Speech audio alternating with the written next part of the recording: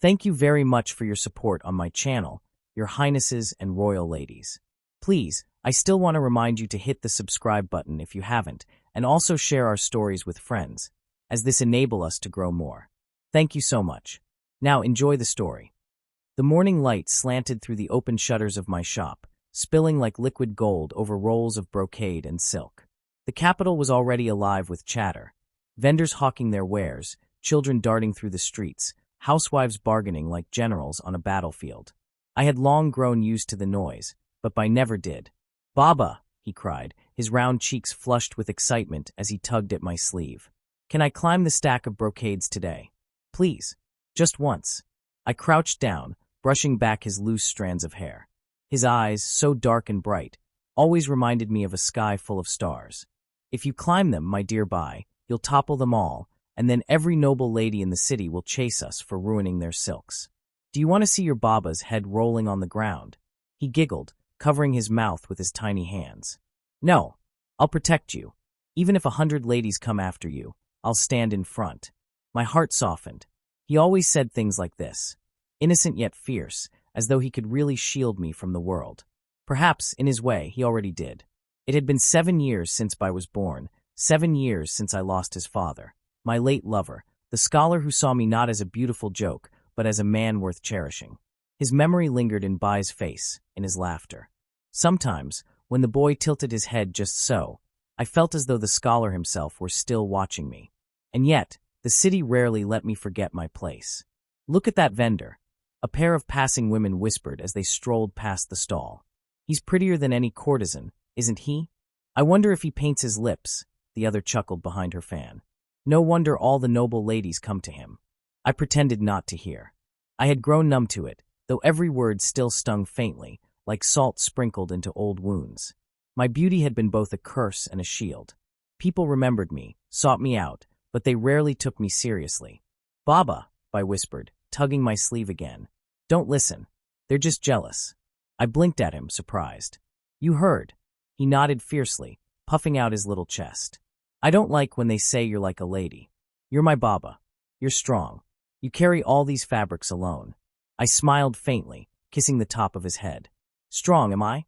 Perhaps only strong enough to carry you when you fall asleep after eating too many dumplings."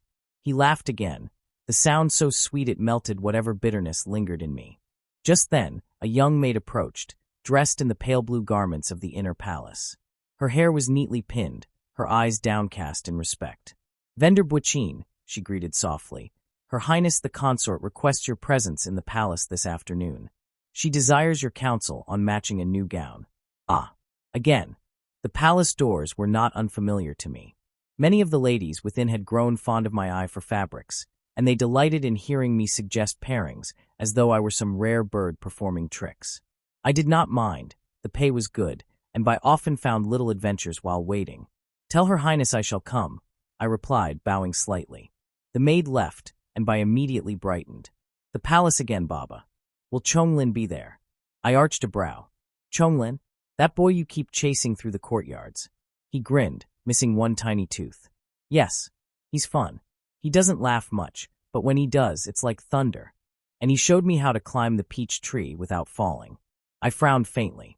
"He sounds like trouble." I shook his head vigorously. "He's not trouble. He said he wants to be my brother." At that, I laughed. Children always say such things. When I was your age, I declared a rooster my brother. "You'll forget it by tomorrow." But I only pouted stubbornly. "I won't forget." That afternoon, we entered the palace grounds. The scent of magnolia drifted through the courtyards, mingling with the faint sound of zither in the distance. The palace never failed to impress me, its towering gates, its polished stone paths, its sheer weight of history pressing upon the air. Yet I always walked with careful steps, mindful of my place. The consort received me in her chamber, draped in rose-colored silk.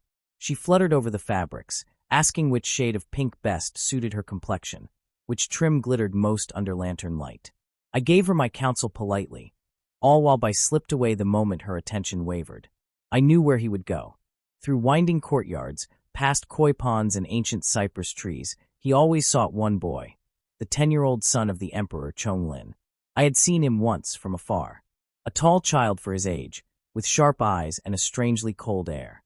He did not resemble other boys, who tumbled and played freely. There was something in his posture, in the way he looked at others, that carried the weight of steel. I worried for Bai. When the consort was finally satisfied and dismissed me, I went searching for him. The sound of laughter guided me to a courtyard near the peach trees. There, I found them. Bai was perched on a branch, his legs swinging carelessly, while Chonglin stood beneath, his arms crossed. "You'll fall," the prince said flatly. "I won't." Bai giggled. "If I fall, Baba will catch me." At that moment, Chonglin looked up, and his gaze fell upon me. It was like a blade unsheathed. His eyes, dark as obsidian, locked onto mine with a strange intensity far too old for his 10 years. For a heartbeat, I felt pinned, as though the boy could already see through every layer of silk I wore, down to my most guarded self. Then Bai called, breaking the moment. "Baba, look. Chonglin says he'll be my brother." I froze. Before I could respond, Chonglin strode forward and seized Bai's hand. "Yes, and if I say it, it will be so." I nearly laughed, uneasy. "You are bold, young master. Families aren't formed by words alone." But Chonglin only tightened his grip on Bai's hand. "If he is my brother, then you—" He turned his gaze back to me, piercing. "You must be part of my family, too." The air seemed to still. My lips parted, uncertain what to say. And then a new voice joined us. Deep. Commanding. "What is this commotion?" I turned, and the world shifted. The man who approached wore dragon-embroidered robes of black and crimson. His steps were deliberate, his presence heavy enough to make the very air tremble. His features were sharp, his gaze cold and yet oddly amused as it swept from me to the children. "Emperor Huilonglin." Bai gasped and immediately bowed clumsily. "Your Majesty." But Chonglin did not bow. Instead, he dragged his father forward, gripping his hand with unusual force. "Father, this is Bai. He is my brother now. And this," his gaze cut to me again, unwavering, "is his father. He must come with us." The emperor's lips curved, faintly amused. "Is that so?" I dropped into a low bow, my heart hammering. "This humble vendor greets your Majesty. Please forgive my son's childish boldness." Yet when I dared to glance up, the emperor's eyes were on me. Not dismissive, not cold, but curious, dangerously curious. And in that moment, I realized my life was about to change. The moment the emperor's gaze fell upon me, my knees nearly gave out. I had stood before noble ladies, even high-ranking officials, yet this man's presence was different. His aura carried the weight of heaven itself, heavy and unyielding, like a mountain pressing down upon my chest. And yet, when his eyes lingered on me, I felt something else, a strange heat curling low in my stomach, something I dared not name. Chonglin, fearless as always, stood between us. "Father, I said it already. Bai is my brother. That makes his Baba." His sharp eyes flicked toward me again. "Part of us." The emperor arched one brow, gaze sliding to me. "A bold claim. Do you agree, Vendor?" My throat tightened. I bowed low again, my long hair brushing the ground. "This humble one dares not presume such an honor. Children speak lightly." "I do not speak lightly," Chonglin interrupted, his voice sharp with conviction. "I never lie." Bai, standing beside him, puffed out his chest. "I don't lie either. I want Chonglin as my brother. We already promised." I wanted to sink into the earth. Two children, declaring kinship before the Son of Heaven himself. What madness was this? The Emperor's lips curved faintly, amusement glinting in his eyes. "A promise, HM? Then perhaps I must take it seriously." He stepped closer. His robes whispered against the stone path, the faint fragrance of sandalwood and ink trailing after him. When he stopped before me, I dared to raise my eyes, and nearly forgot to breathe. Up close, he was overwhelming. His face, all sharp planes and fierce beauty, seemed carved from jade, his gaze piercing straight through me. "You are Buqin, are you not?" he asked. My lips trembled as I answered, "Yes, your Majesty."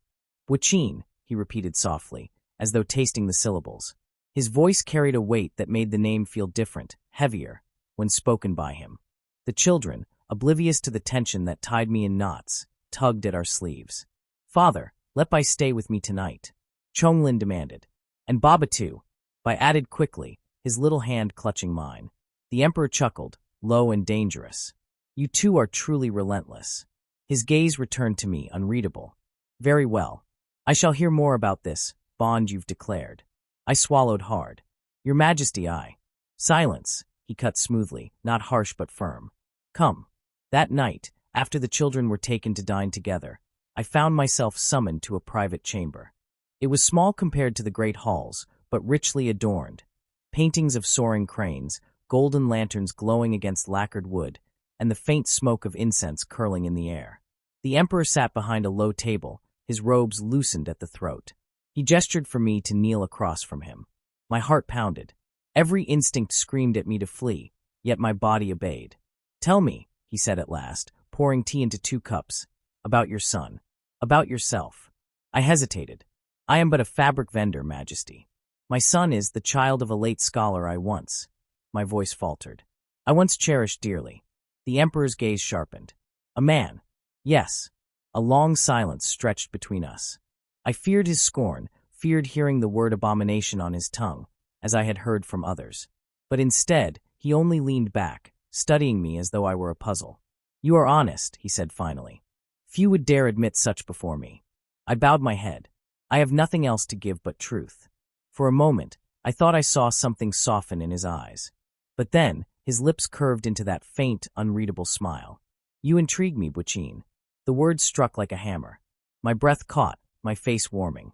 He reached across the table, his hand brushing mine as he set down the teacup. The touch was brief, but it sent a shock through me, as though my skin burned. I drew back instinctively, but his gaze pinned me.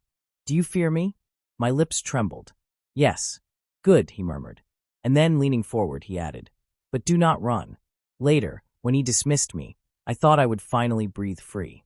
But as I stepped into the moonlit corridor, I heard his voice behind me. "Buchin." I turned. The emperor stood in the doorway, the lantern light painting gold across his features. He regarded me silently for a long moment. Then, without warning, he crossed the distance, his hand lifting my chin. I froze. His touch was firm, commanding. His eyes searched mine, dark, consuming, filled with something I couldn't name. And then, his lips brushed mine. It was not gentle, not tentative. It was the kiss of a man used to claiming what he desired, pressing heat and fire into my mouth. I gasped, trembling, and his other hand slid to the back of my neck, holding me still. My heart thundered, my knees weak beneath me. When he finally pulled back, his breath warm against my cheek, he whispered, "You will return tomorrow. Do not make me summon you." And then he was gone, vanishing back into the chamber, leaving me trembling in the corridor, lips still tingling from his kiss. I stumbled back to my quarters, my mind in chaos. What had just happened? Why me? Yet even as fear knotted in my chest, a shameful truth stirred inside me. I wanted more. I could not sleep that night. Every time I closed my eyes, I felt again the warmth of his lips, the weight of his hand holding me still, the command in his voice. "Do not make me summon you." It was madness. Utter madness. I was no concubine, no court beauty to be toyed with. I was a merchant, a man who sold fabric in the markets. My son's future depended on me keeping a low, careful life. And yet, the emperor had kissed me. The son of heaven himself had kissed me. And worse, I had kissed him back. Shame curled in my chest, but alongside it, something else stirred. Something dangerous. The next morning, Bai was as bright as ever, skipping along the palace courtyard with Chong-Lin at his side. "Baba, look," he called, showing me a wooden sword the palace craftsman had carved for him. "Chong-Lin says he'll teach me to fight like a Real Guard." Chong-Lin stood beside him, arms folded, expression as cold as ever. "He is too soft. He must learn to defend himself." I raised a brow. "He is only 7. 7 is old enough," Chong-Lin replied sharply. His eyes flicked to me, steady, assessing. "If he is to be my brother, he must not be weak." Bai giggled, swinging the little sword clumsily. "I'll be strong. I'll protect Baba and Chong-Lin both." I sighed, though my heart softened at his words. "Very well. But do not break my fabrics with that weapon, or you'll both answer to me." For the first time, I thought I saw the corners of Chong-Lin's mouth twitch, as if he wanted to smile but had forgotten how. Later, as I packed the silks for another consort's request, a shadow fell across the stall. I looked up. The emperor. He stood with his hands clasped behind his back, his black and crimson robes flowing with quiet authority. The market women nearby immediately fell to their knees, whispering fervent prayers. I froze, words caught in my throat. His gaze settled on me, steady, unyielding. "Buchin." I bowed deeply. "Your Majesty, you did not come to me this morning." His voice was low, almost lazy, but beneath it lay steel. My breath caught. Forgive me. Do you forget what I said? The silence pressed like iron. I forced myself to answer. No, Majesty. He stepped closer, his presence overwhelming. His hand brushed against mine as he reached for a bolt of silk. The touch was deliberate. His voice dropped low enough that only I could hear. Good. Then you will come tonight. I swallowed, my pulse racing. Majesty, do not argue. His eyes glinted, dark and dangerous. Or shall I let my son drag you to me by force? My lips parted in shock, but he turned smoothly, striding away as though the matter were already decided. That night, I entered his private chambers again. The lanterns burned low, casting warm shadows across the carved screens. He dismissed the attendants with a flick of his hand, leaving only silence between us. I knelt, my heart pounding. You came, he murmured, stepping closer. How could I not? I whispered bitterly. You are the Emperor. He crouched before me, one hand lifting my chin. No. Here, I am only a man. And you? His gaze swept my face, lingering on my lips. You are the one I want. Before I could protest, his mouth claimed mine again, fiercer, hungrier than before. I gasped, his tongue sliding against mine, his hand slipping into my hair. The kiss burned, dizzying, leaving me trembling. When he pulled back, his lips brushed my ear. You taste of defiance. I will strip it from you piece by piece. My breath hitched, shame and desire warring inside me. Majesty, this is folly. If anyone knew. They will not, he said coldly. No one dares question me. And if they did, his fingers trailed down my throat, lingering at the knot of my robe. I would silence them. I shivered, torn between fear and longing. Why me? Because you are not afraid to meet my eyes, he said simply. And because your beauty has haunted me since the moment I saw you. His hand slipped inside my robe, brushing against my bare skin. I gasped, clutching at his wrist, trembling violently. Majesty. Say my name, he commanded softly, pressing closer. Huilonglin. My lips trembled. I could not. He smirked, dark and victorious.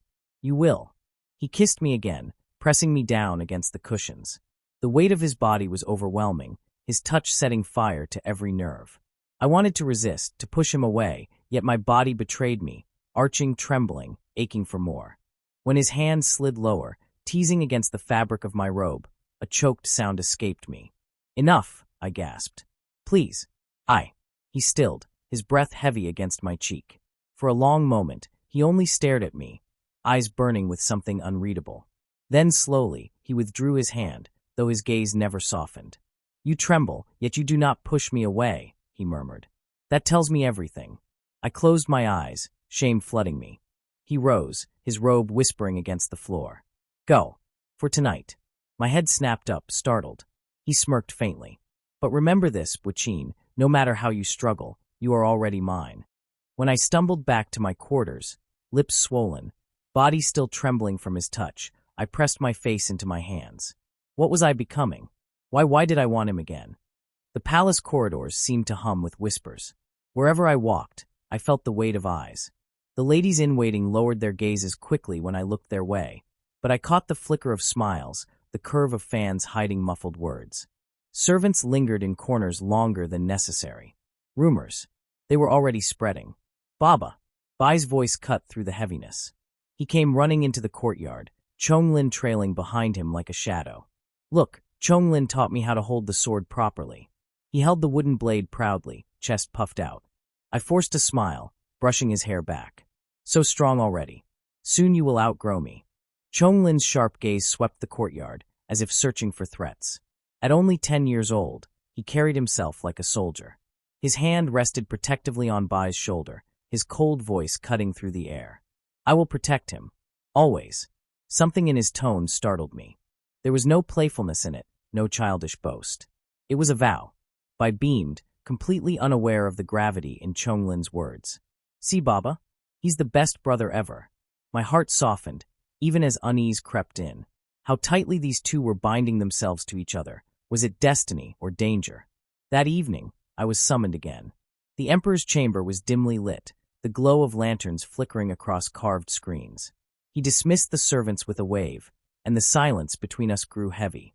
You've been avoiding me, he said, voice low and dangerous. I bowed deeply. Majesty, I only wished to avoid troubling you. Lies. His hand seized my wrist, pulling me closer until I stumbled against his chest. His grip was firm, unyielding. You tremble like prey, yet you do not flee. Do you think I cannot see? My breath hitched, his nearness overwhelming. Majesty, this cannot be. I am only. You are mine, he cut sharply, eyes burning into mine. Do not ever call yourself only anything. You are Bwachin. The sound of my name on his lips sent shivers through me. Before I could respond, his mouth claimed mine again, hot, insistent, devouring. His hand slid into my hair, tilting my head back as he deepened the kiss. I gasped against him, my body betraying me, yielding where my mind screamed to resist. His other hand traced down my back, pulling me closer, until I could feel the hard line of his body against mine. My knees weakened, heat surging through me. Majesty, I choked. He broke the kiss only to murmur against my lips, say my name. Lin. The syllables slipped out before I could stop them. His smirk curved against my mouth. Good. He pressed me back against the cushions, his weight pinning me. His kisses trailed down my throat, burning trails of heat, while his hands tugged at the knot of my robe. Panic and desire tangled in my chest. No, I gasped, clutching at his wrist. If anyone finds out. No one will, he growled, nipping at my skin. And if they do, they will not live to tell it. The ruthless certainty in his voice stole my breath. His fingers slid beneath the fabric, brushing my bare skin. A moan escaped me before I could swallow it. Shame burned my cheeks. You see, he whispered, his voice like velvet over steel. Your body does not lie. My eyes stung with tears. Why torment me? You are the emperor. You can have anyone. I do not want anyone, he said fiercely, his forehead pressing against mine. I want you. The words shattered something inside me. When his hand slid lower, heat flooding my body, I could no longer fight. My resistance crumbled, replaced by trembling surrender. The night blurred into kisses, touches that set me aflame, his possessive whispers echoing in my ear. He did not take me fully, not yet, but he left me marked, claimed, unable to deny that I was his. When I finally stumbled out, disheveled and shaken, I caught the eyes of a passing maid. She bowed quickly, but not before I saw the flicker of knowing in her gaze. My heart dropped. Rumors would spread faster now. And yet, even as dread curled in my stomach, my lips still tingled from his kiss. My body still ached for more. I pressed a trembling hand to my chest, whispering to myself, Bwachin, what have you done? The palace was never silent. Even in the depth of night, I could hear the faint echoes of guards pacing stone corridors, the soft brush of silk as concubines slipped from one wing to another, and the restless murmur of the wind against carved wood. Yet, inside my chamber, my heart beat louder than any of it. I sat by the round window, brushing my hair loose for the night, its black strands falling over my shoulders like ink spilled across porcelain. I had fallen asleep earlier, curled up like a kitten under the blankets. His soft snores made me smile, so innocent, so untouched by the storms that threatened to stir in my chest. Because tonight, I knew who Lin would come. The Emperor. No Lin. The man who had stepped into my life not with the arrogance of an emperor, but with the steady patience of a father. The quiet longing of a man who had looked at me and refused to turn away. I had resisted him. Gods know I had. I told myself 1,000 reasons why I could not belong to him. I was a merchant, a widower in my own way, a man mocked for beauty meant for a woman. I had to think of, and whispers of the court could easily turn poisonous. But the more I resisted, the harder it became to breathe whenever he looked at me. And then tonight came. Bwachin. I startled at the sound of his voice. Deep, calm, like a lake that hid its fire beneath still waters. I turned, and there he stood. The emperor did not wear his dragon robes. Instead, a simple dark blue tunic framed his broad shoulders, the gold belt glinting faintly under the lamplight. His hair, half-tied, gave him a softer air, and his eyes, oh heavens, those eyes were fixed on me like I was the only star in his entire night sky. Your Majesty, I whispered, standing, but he lifted a hand. Lin, he corrected. When it's just us, Bwachin.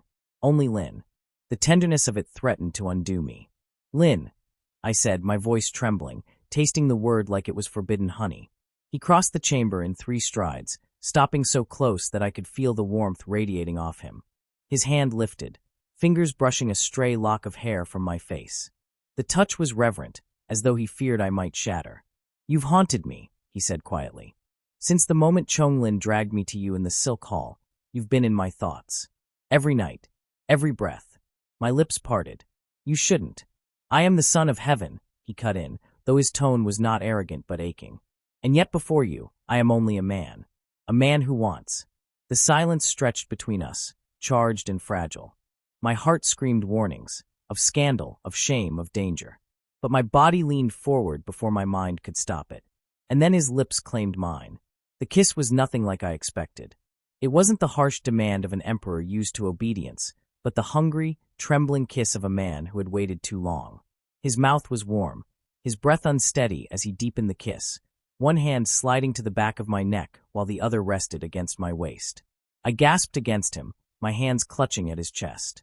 The heat of him seeped into me, drowning every fear I had carried for years.